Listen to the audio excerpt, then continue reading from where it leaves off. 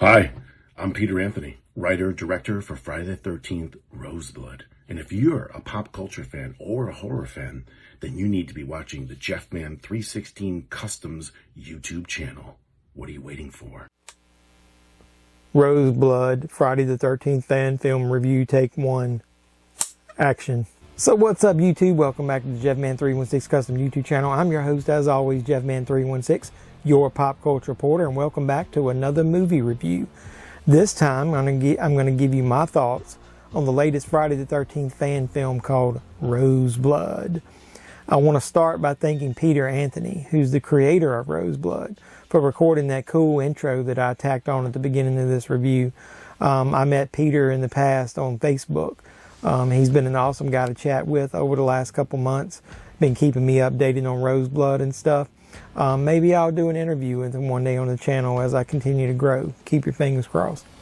So as a big Friday the 13th fan growing up, especially the movies featuring the zombie version of Jason, I was extremely excited once I heard about this film being released. I think I saw it in an announcement on a horror Facebook group that I'm in. I was jazzed as soon as I heard about it. There have been a lot of fan films released recently over the last couple of years featuring the exploits of our beloved slasher king Jason Voorhees. Honestly, most of them not been very good in my opinion. You obviously have Never Hike Alone, but that's the exception. So I was cautiously optimistic going into this one. Let's just say that.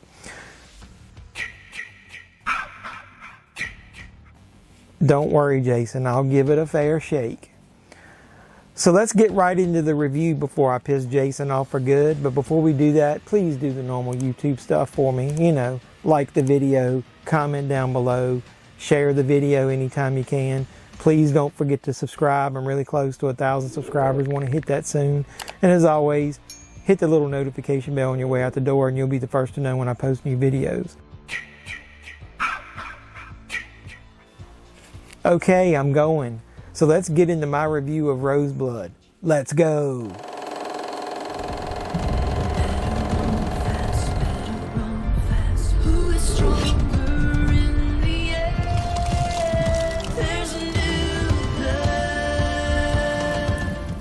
So ROSEBLOOD is the passion project of Peter Anthony of Peter Anthony Productions, who wrote, produced, directed, and even starred in this fan film.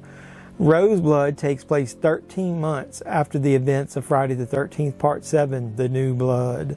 Tina Shepard is now being held and studied at the Camp Crystal Lake Research Facility. But soon, Tina discovers that she's not alone. There is another.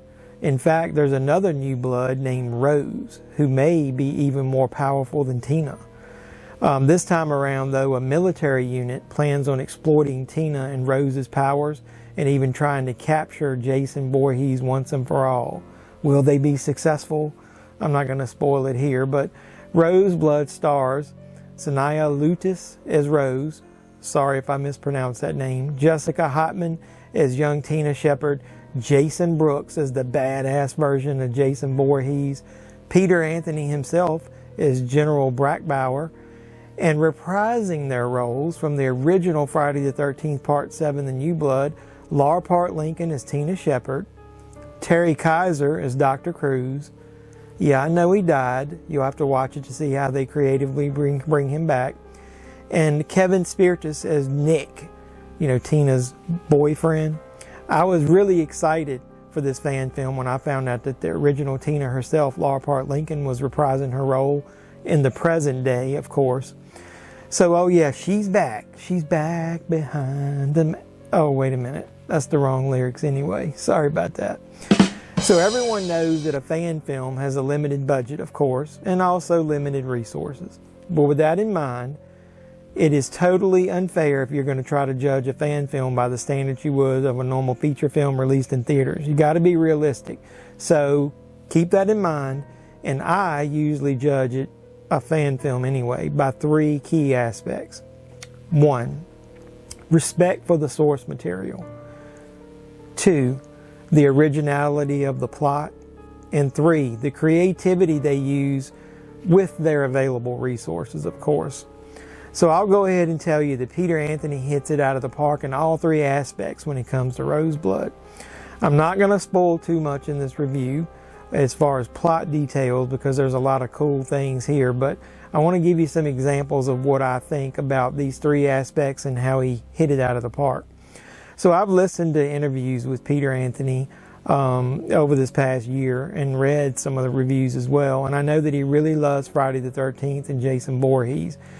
He's very passionate about the original films like Part 7, and it really shows here. He's planted a lot of Easter eggs throughout the story and plot points that continue on from the ideas from the original film. There's even some details that true fans of like Part 7 will associate directly with that original film, like the weed whacker weapon. That's my favorite weapon of all the Jason Voorhees weapons. And Peter also found the perfect person to portray Jason in Jason Brooks. His look and mannerisms play tribute to everything Kane Hodder brought to his portrayal of the zombie version of Jason from Part 7. There's nothing but respect here from everyone involved considering the original source material. So knowing that this film continues the story from Part 7, like I said, it would have been really easy for them just to come up with an idea of maybe Tina's character fighting Jason once again, if nothing but for just the revenge of the death of her mother. The creative team, though, behind ROSEBLOOD didn't just take that easy path. They create a very original idea here that takes the story from Tina, from the original one, and adds a whole new element when it comes to the extra character of Rose. And then what happens once Rose's powers are fully unleashed? It's extremely original and unique, I have to say that. We also get the added bonus of a semi-origin story for the character Creighton Duke. Yeah, the Duke from Jason Goes to Hell. That character is in this film. I'm not going to spoil what his role is here and what they have him do, but I just love the fact that the character was included. He was one of the few bright spots that I thought was from the final Friday movie. It's great use of a very underdeveloped character, in my opinion, here. Okay, sorry Jason, I won't spoil anything else.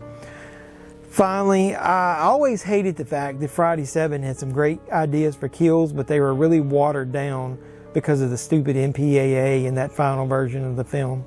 This fan film, though, makes up for that in every way possible. There are some extremely unique and original type kills that I don't remember seeing elsewhere, or at least the way they get to the kills.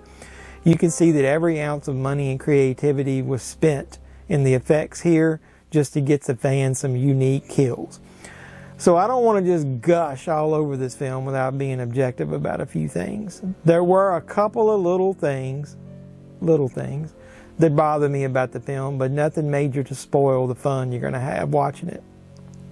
The runtime is a little longer than most fan films, but it didn't feel bloated. That's not the issue. But what I was disappointed about is how long it takes Jason to finally show up on the screen.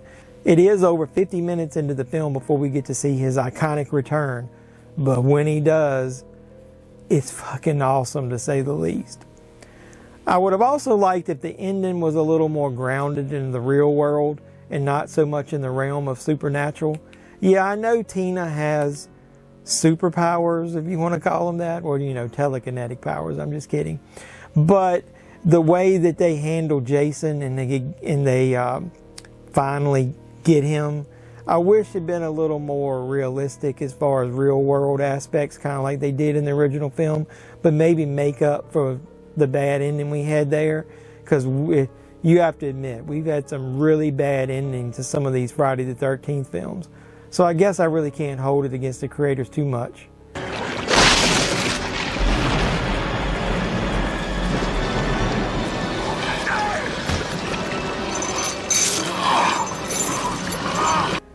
Yeah, this is actually an upgrade to some of those hot garbage endings like that one. So you can obviously guess my rating for this little gem of a fan film. This fan film is on fire in every way possible. 2 big thumbs up. If you claim to be a fan of the Friday the 13th franchise, especially the zombie Jason films, you got to see ROSEBLOOD. It's on fire and way better than most of the horror films, I'm going to say quote unquote horror films, that are released straight to DVD and Blu-ray these days. So what are you fucking waiting for? Go watch Roseblood now. I'm going to put the link in the description to make it easy, but obviously you can just search Roseblood fan film on YouTube. And yeah, it's out there free for us to enjoy on YouTube. So if you enjoyed my review, do the normal YouTube stuff like I said, like, comment, share. Don't forget to subscribe, please. I need to hit that 1,000 pretty soon. And then hit the notification bell on your way out the door, or I'm going to manifest Jason behind you and he'll make you do it. Just kidding. So until next time, boys and girls, when we get to do another movie review, toy review, or anything else pop culture related, this is JeffMan316, your pop culture reporter, signing out saying, you guys be safe out there.